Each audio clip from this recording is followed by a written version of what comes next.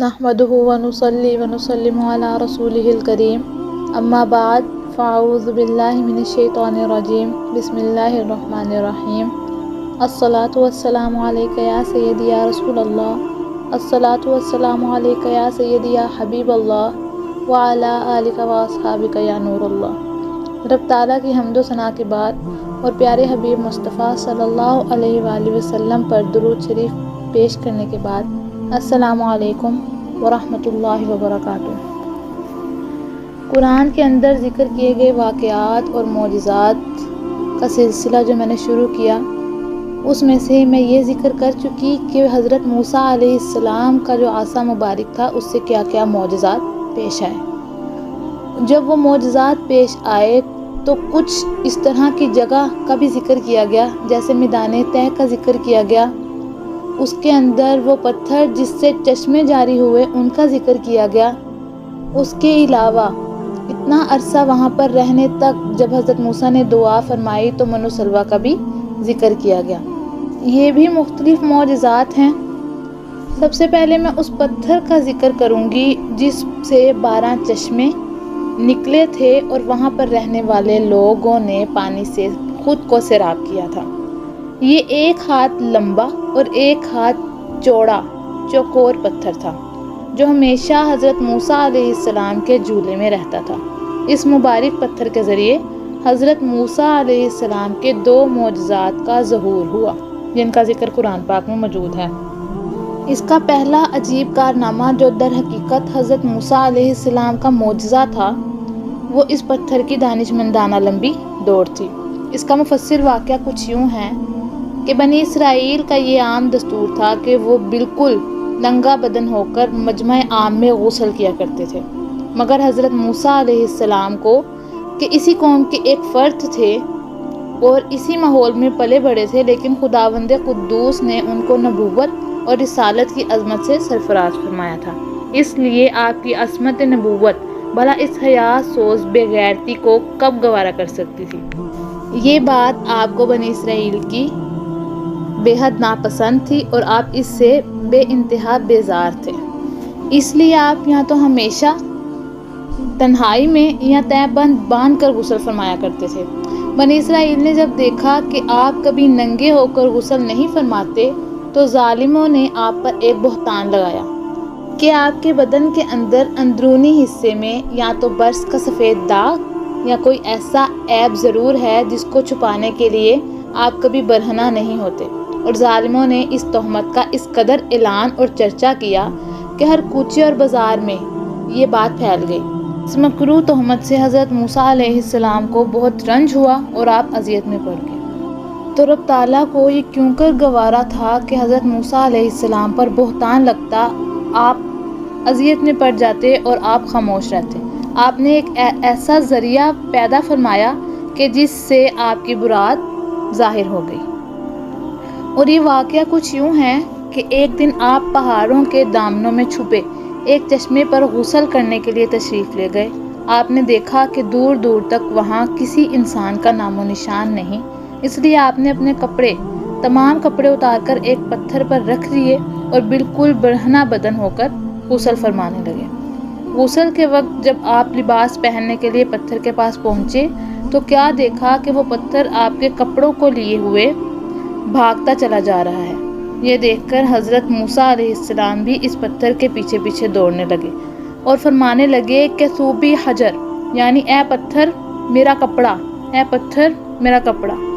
مگر یہ پتھر برابر بھاگتا رہا یہاں تک کہ شہر کی بڑی بڑی سڑکوں سے گزرتا ہوا گلی کوچوں میں پہنچ گیا، اور آپ بھی برہنہ بدن ہونے کی حالت میں برابر پتھر کے پیچھے دوڑتے چلے گئے۔ اس طرح بنی اسرائیل کے ہر چھوٹے بڑے نے اپنی آنکھوں سے دیکھ لیا کہ سر سے پاؤں تک آپ کے مقدس بدن میں کہیں بھی کوئی عیب نہیں ہے، بلکہ آپ کے جسم اقدس کا ہر حصہ حسن و جمال میں اس قدر کمال پہنچا ہوا تھا کہ عام انسانوں میں اس کی مثال تقریباً محال تھی۔ چنانچہ بنی اسرائیل کے ہر فرد کی زبان پر یہی جملہ تھا کہ واللہ ما بموسیٰ من بأس، یعنی خدا کی قسم حضرت موسیٰ علیہ السلام بالکل ہی بے عیب ہیں۔ جب یہ پتھر پوری طرح حضرت موسیٰ علیہ السلام کی برات کا اعلان کر چکا تو خود بخود ٹھہر گیا۔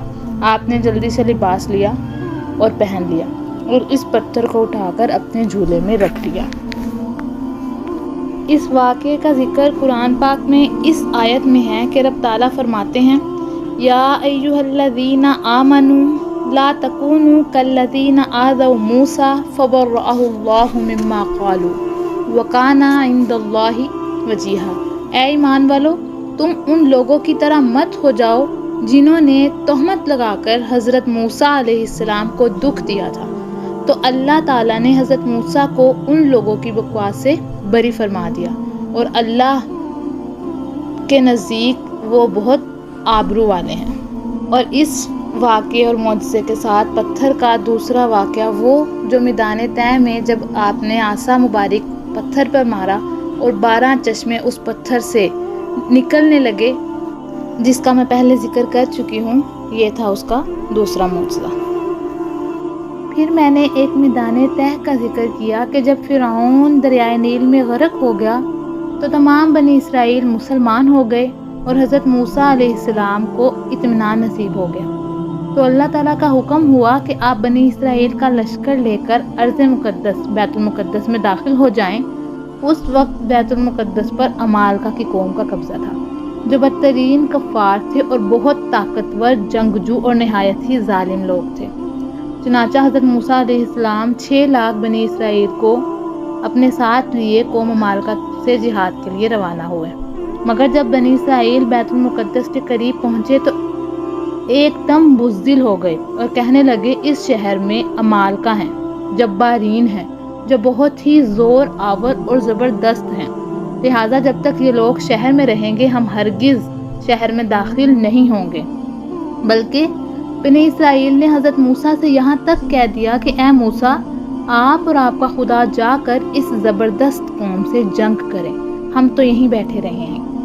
بنی اسرائیل کی زبان سے یہ سن کر حضرت موسیٰ علیہ السلام کو بہت رنج اور صدمہ پہنچا، تو آپ نے حضرت موسیٰ نے اللہ تعالیٰ کی بارگاہ میں عرض کیا کہ رب انی لا املک الا نفسی واخی فافرق بیننا وبین القوم الفاسقین۔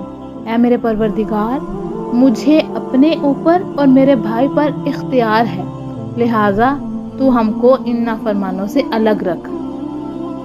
یہ ان کی نافرمانیاں دکھانے کے لیے رب تعالیٰ نے اس طرح سے یہ بیان واقعہ پیش کیا کہ وہ نافرمان خود ہی پیچھے ہٹ گئے اور حضرت موسیٰ کو تنہا کر دیا۔ فَإِنَّهَا مُحَرَّمَةٌ عَلَيْهِمْ 40 سَنَةً يَتِيهُونَ فِي الْأَرْضِ فَلَا تَأْسَ عَلَى الْقَوْمِ الْفَاسِقِينَ۔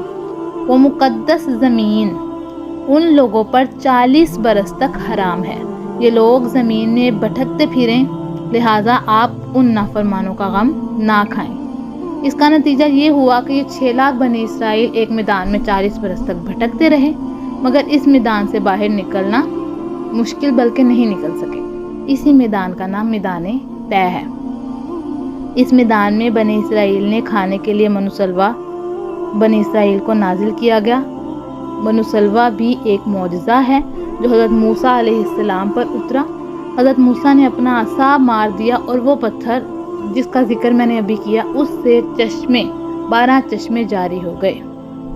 اب منوسلوا، جب بنی اسرائیل 6 لاکھ افراد جو میدان طے میں تھے حضرت موسیٰ علیہ السلام کے ساتھ، تو اللہ تعالیٰ نے ان لوگوں کو کھانے کے لیے آسمان سے 2 طرح کا کھانا اتارا تھا، ایک من اور دوسرا سلوا، منوسلوا۔